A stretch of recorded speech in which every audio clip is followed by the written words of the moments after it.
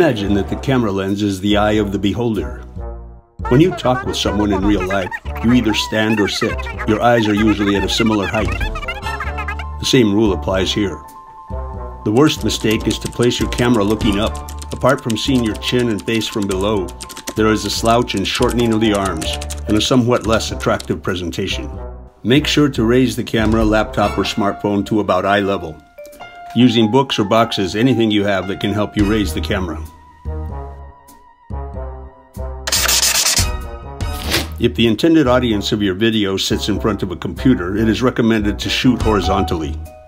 Likewise, shoot horizontally if you plan to upload your material on YouTube or any streaming platform. If you are sending or streaming material directly from your smartphone, it would be best to shoot vertically. Avoid revealing your open safe or family members in bathrobes wandering by, all the more without bathrobes. Avoid blank or empty walls. If you have books at home, a nice collection of books make an impressive background. A cat or dog can be distracting, but they may also warm up your image. We recommend a minimum of ½ meter or even more between you and your background.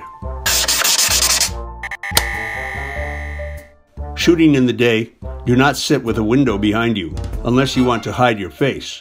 Your face will be a silhouette and the window will appear completely washed out by the light. If you sit facing the window, your face will be illuminated with a nice soft daylight. If you are shooting in the evening, use an additional light. You may want to soften the light by draping a thin white material or piece of tracing paper over it.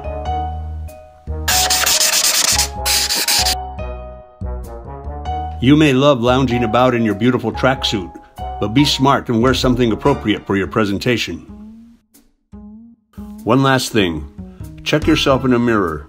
If you look a little too shiny, blot your face with a towel or pad. If you've watched this movie for a second time, it means that you want to look good in front of the camera.